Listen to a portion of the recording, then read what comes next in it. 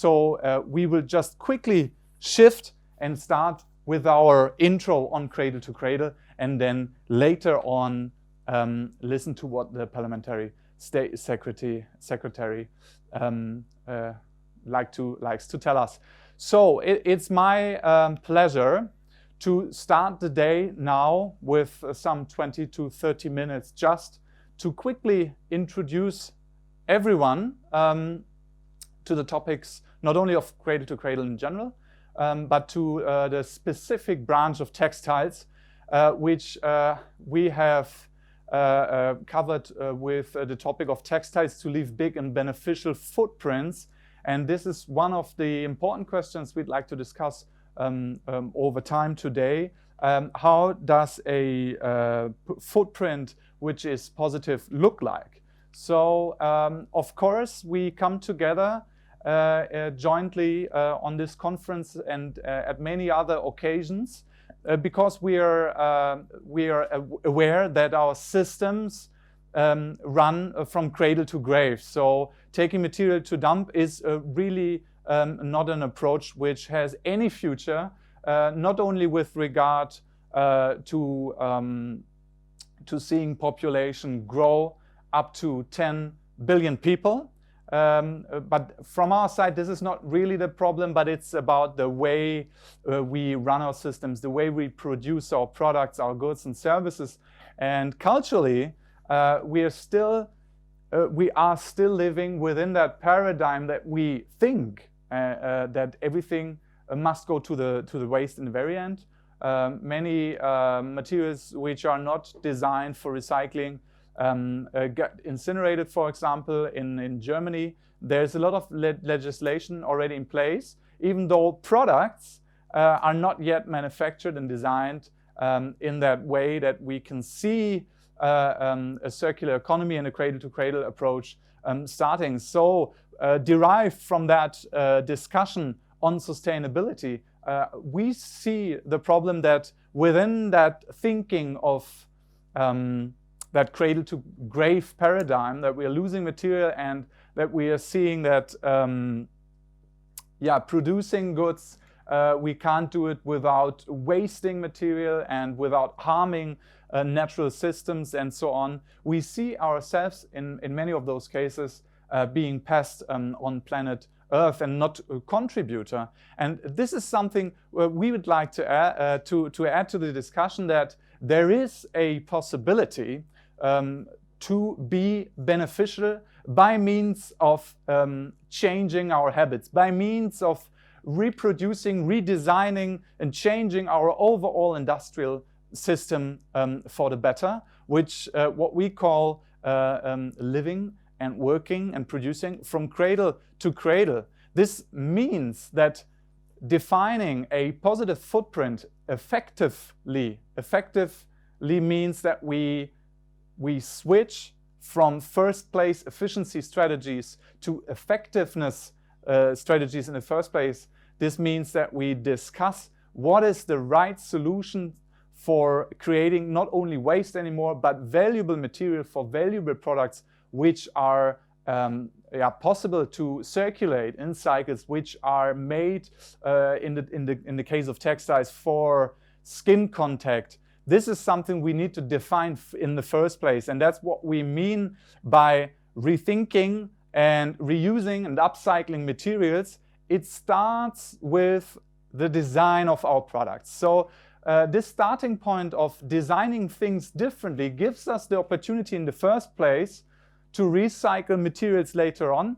Secondly, we could then add up efficiency strategies, of course. But the important message here is, and I'm really happy to discuss that today and in the future with you guys, that by means of efficiencies, reducing material in the first place is not taking into account redesigning materials, which means we would probably, by efficiency strategies only, we would probably produce less waste, but would still produce waste in the future. And this is something we'd like to tackle with Cradle to Cradle, with positive material and materials made for people and for recycling.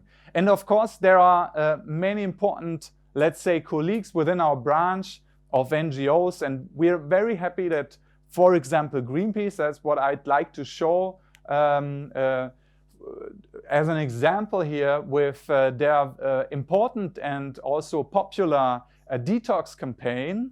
But we think we should all together go a step further. From our perspective, this is in midterm a good step to get rid of all those toxic chemicals, but we desperately need to define healthy materials. So not only talking about reducing footprint, not only talking about zero destinations. I think this is a transition, this is right, and it needs to stop. So I'm very happy that Greenpeace especially is addressing this, even though I think within the public discussion we need to take care of what is the specific design pattern, what are unproblematic, and then in the next step, healthy and recyclable materials for these future products.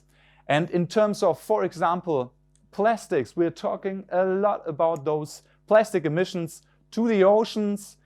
People are nowadays more and more aware of, for example, the Pacific garbage patch we find in the middle of the ocean, twice the size as Texas, where all our littering is accumulated and is will stay there for hundreds of years because it has never been designed to enter an aquatic system.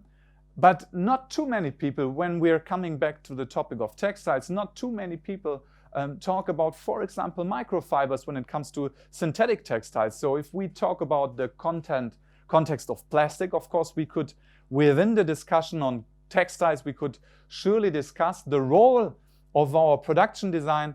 For example, by washing out microfibers from synthetic textiles, there are studies out there which show that up to 1,000 microfibers are washed out by the way we're washing our clothes at home. And those approximately 1,000 microfibers per washing, per textile, they have never been made to get into biosphere. And of course, we should then start and rethink what is the scenario, the usage scenario of our products like synthetic textiles. And if we can't keep those materials in a closed loop scenario by, for example, washing them often, then we need to redesign them that they can go to the biosphere, that they can biodegrade within. Not only talking about the textiles and fibers in the very end, it's also about our agricultural systems, especially when it comes, of course, to cotton as well as food production. We see that we are losing valuable humus, which is part of our soil from year to year, and it's up to 6,000 times more loss than we can regenerate, actually. And this shows it's not only about the products, it is about all the systems we are running, from agriculture to our industries, to the way we treat the workers within the industries, up to the usage of the customers. So with Cradle to Cradle, we talk about defining the quality. Defining the quality means that in terms of sustainability strategy, we see those three dimensions, of course, which bring together economy, social aspects, and ecology. But in the traditional sense, we reduce the footprint to lower it up to the 0 point. So this adds up with zero emissions, zero waste strategies, even zero city initiatives, and within all industrial branches, we can see those sustainability efforts. With Cradle to Cradle, the approach is named triple top line. So within that approach of triple top line, we'd like to maximize all three dimensions. So we put positive targets on the ecology as well. So we bring all these three dimensions together, and maximizing positive impact from all those three dimensions which brings me to the general paradigm of waste equals food, or we call it actually food is food, because taking all the valuable materials into account, that they stay valuable and that they can be recycled in either a biological or a technical cycle. I show this in a minute. We are questioning the concept of waste in general, because waste is something, in German it's Müll, made from us humans, because Abfall, this is a very special German term, but things which, for example, fell off from a tree, they would never and will never become waste, because nature functions differently. And so nature would function then as a role model where everything is reused and where nothing becomes waste in the very last step. So why shouldn't we also act like nature is doing? So in this sense, with Cradle to Cradle, I think many of you are aware of, we're talking about two cycles. The first cycle is the cycle of consumption. And this is very important for me, because many people talk about biological and technical cycles, even though it's more about the way we use products. Because if a product is used in a sense of consumption, so we probably lose some small particles. For example, like the sole of my shoe, if I look down now, the shoe sole is been in very small fractions, of course, lost within the ecological sphere, and because I'm not flying, I'm walking over the ground. So in a sense of a consumption good, this shoe should be designed for this scenario, that we are losing small fractions and particles. Same way for a synthetic textile, we should make it biodegradable if we know that those microfibers get washed out. And of course, there are solutions already. There's for example, it's called Infinito Yarn, is one of the producers bringing those innovations into place to bring a petrochemical plastic which is modified to be biodegradable into place, that we could actually bring both sides together, not only a high technical recyclability in terms of the second cycle. I show you here the scenario of usage, because those polyesters, of course, as a PET, can be recycled in a very high quality, of course, but we could, if we lose small fractions, make sure by the chemical modification that the small microfibers are biological degradable. So this is important for me to just state out. It's not only about two cycles, it is about how we design our products for what type of usage scenario. Is it consumption? Do we lose it to the biosphere? Or is it a usage scenario where we put it in a closed loop with highly valuable plastics, metals, and so on?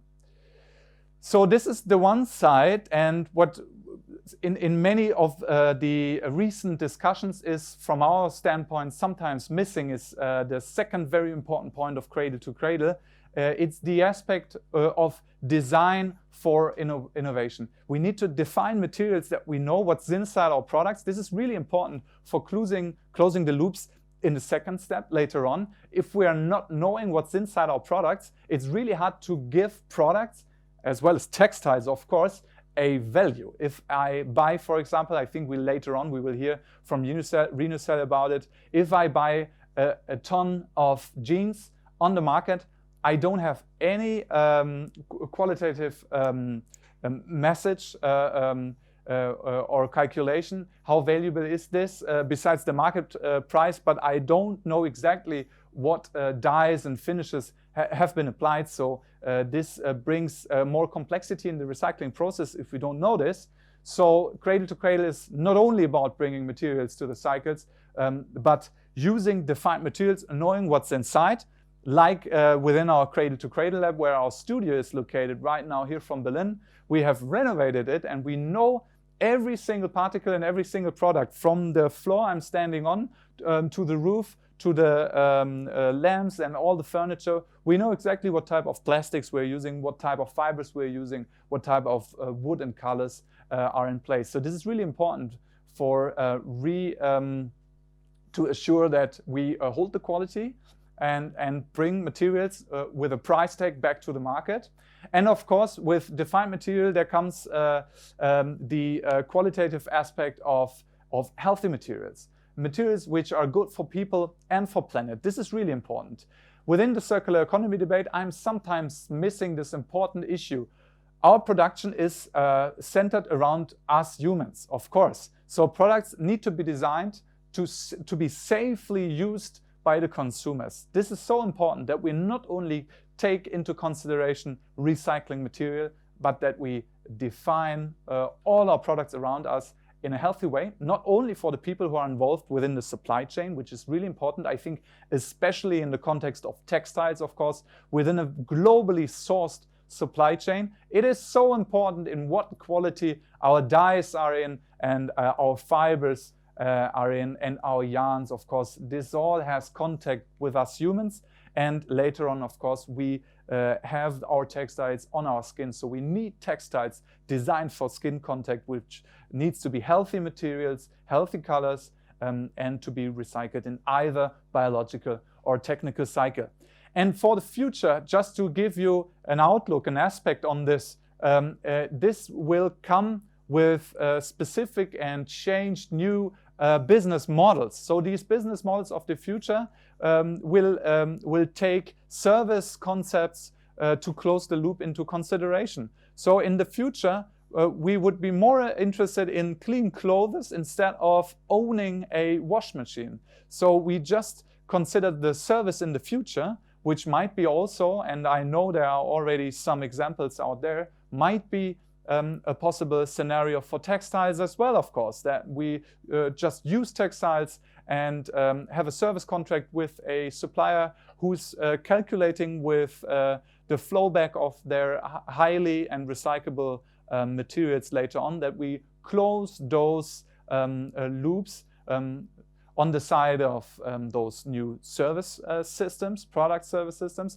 as well as means of digitalization. So important to form those we call digital metabolisms or material passports, that if we in the first instance know what's inside our product, that we secondly then cover the information and maintain the information about raw materials, additives, compounds, interactions, metabolites, added value, social and ecological aspects, along the whole and globally sourced supply chain, especially in the textile sector. We later on will discuss this aspect in terms of blockchain technology and digitalization for the circular economy. So it's really important not only knowing in the first place how we produce our products, but then later on maintain the information and pass it along. So this is about means of transparency, of course. So more or less coming to an end now, I'd like to differentiate in between the classical waste management, which is not the way we see the world in the future. Which is really important is that we change our running systems to not produce waste anymore and not treat waste anymore, but to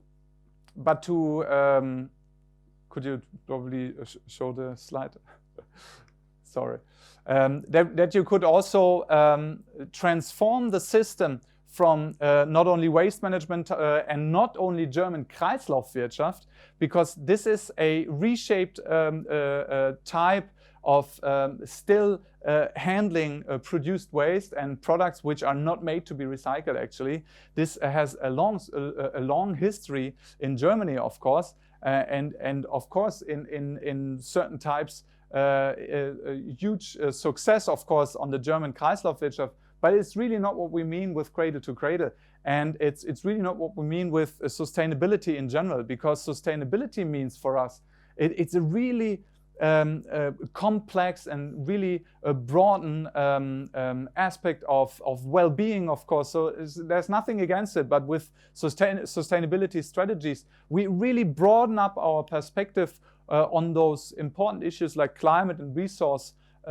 crisis. And it's tougher nowadays, I feel, to get the right strategy, because sustainability is so broad that more or less everything is sustainable right now, and really not helps us in a direct and transformational way to really define what is the right strategy to change the way we produce our goods. So nothing against sustainability, but we need to narrow it down to have a specific strategy in place. And I've already talked a bit about zero waste. It is not bad to get rid of packaging which we don't use and don't need in some certain places, but we need to go further and start discussing what is the right packaging of the future. We won't see, I promise, we won't see any world without packaging, because there are certain situations where we can't handle it without packing some goods together, or save them in a quality manner, or from hygiene perspectives, for example. So I think defining the 0 point is not enough.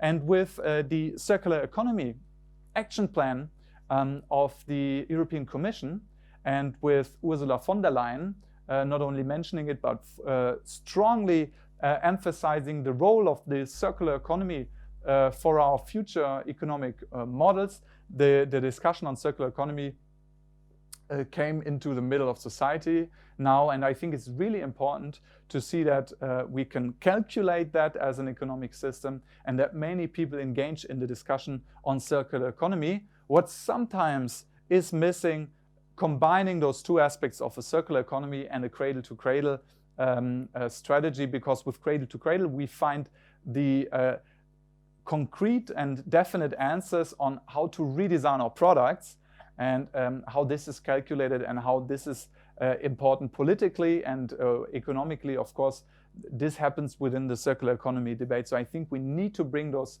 aspects together. Circular economy run with cradle-to-cradle design strategies, and many people, many companies show us that this really works. It's more than 300 companies from all over the world with more than 8,000 products.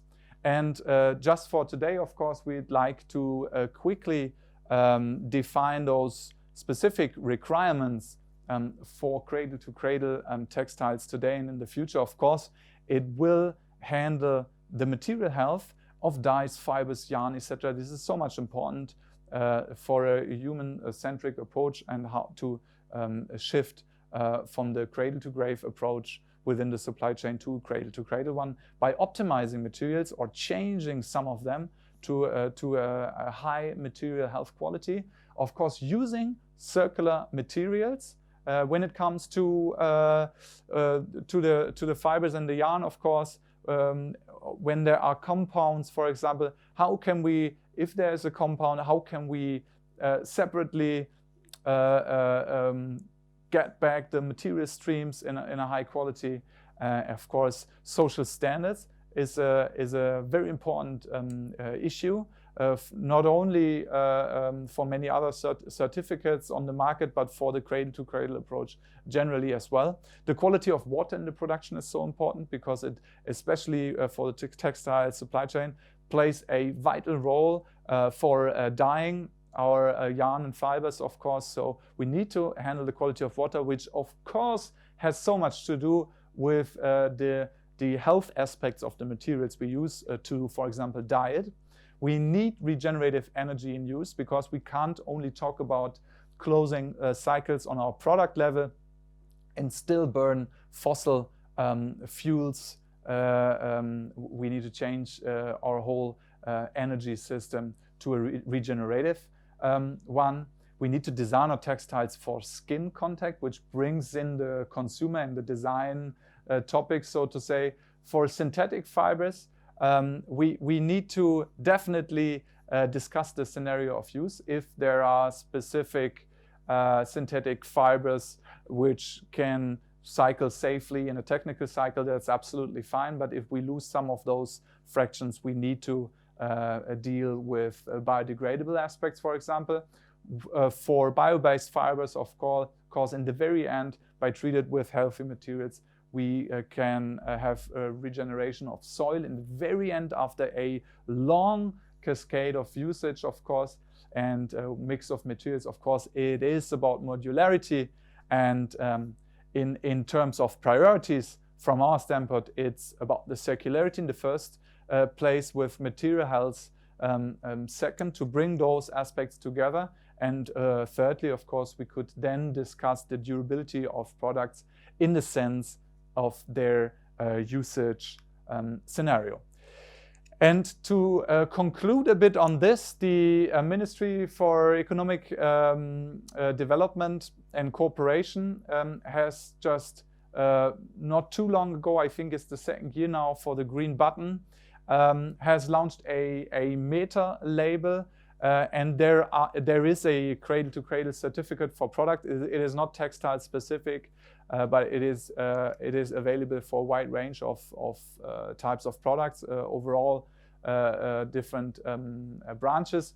The cradle-to-cradle certificate is one of the few labels which are accepted for the meta level of the green button, of the German grüner Knopf.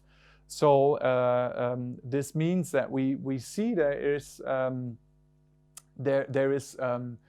a certain political agenda now from the government by means of this label introduced by the ministry, that cradle to cradle is an approach which is important, together with some of those other important textile labels as well. And I can just add here to the point that we have been involved together with our partner Adelphi 2 years ago, that we've covered this topic on circular economy in the textile sector within a study which we have wrote for the GIZ and the ministry, and which has been, of course, openly published. And you can find this online on our website or the website of the EU. If you type in circular economy in the textiles sector, you're going to find this.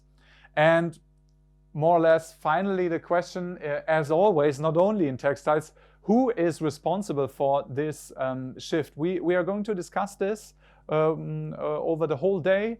Is it more the responsibility of a consumer? What responsibility covers the producer side, as well as politics? What specific laws are in place and help? Some others might not help. As we see, for example, in some cases, there is tax avoidance and not helping us with real prices on the market. I think some of those aspects will be discussed later on, of course, and I think this is always a vital rule. Who plays what role within this question of responsibility?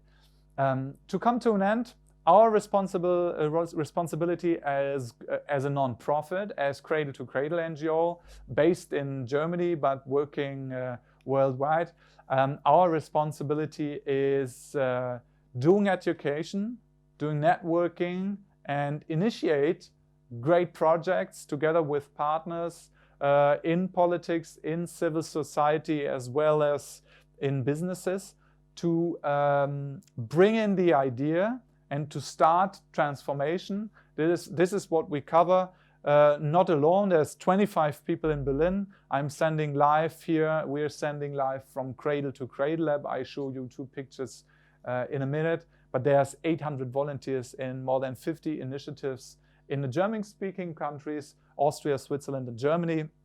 So they bring this vital discussion in the middle of society. We publish a lot. We do the International Cradle to Cradle Congress once a year in German and English, as well as this conference today is also translated in Germany. This is so important to get in touch with people not only from Germany but around the world, that we can get these things done internationally, and we have developed the Cradle to Cradle Lab as an educational center where our film studios in terms of COVID has been developed, and we came in 2018. We started this project with a old steel concrete building from the former East Republic of Germany, built in 1986, and the mission was, the idea was that the task was to give an example of bringing Cradle to Cradle in the built environment, but within an existing building. And we have succeeded with more than 50 partners, as you can see. Mission accomplished in a way that we show how can a educational center be Cradle to Cradle for itself, with all the materials around, to get to know more, to learn not only by brain but also with hands and by heart, to really get a feeling how this already works today. This is not theory, but we can bring this into practice, and you find more on this topic and our Cradle to Cradle educational center online. So thanks for now. This has, as I see, been sharply 30 minutes. So I'm happy that I'm not tackling time, as we have so much to see and so much to discuss today. So I'd like to just quickly see if we can show the speech again from the Parliamentary Secretary, Maria Flaxbart. So I'm happy to hand over, and hopefully with audio now. And thanks for now.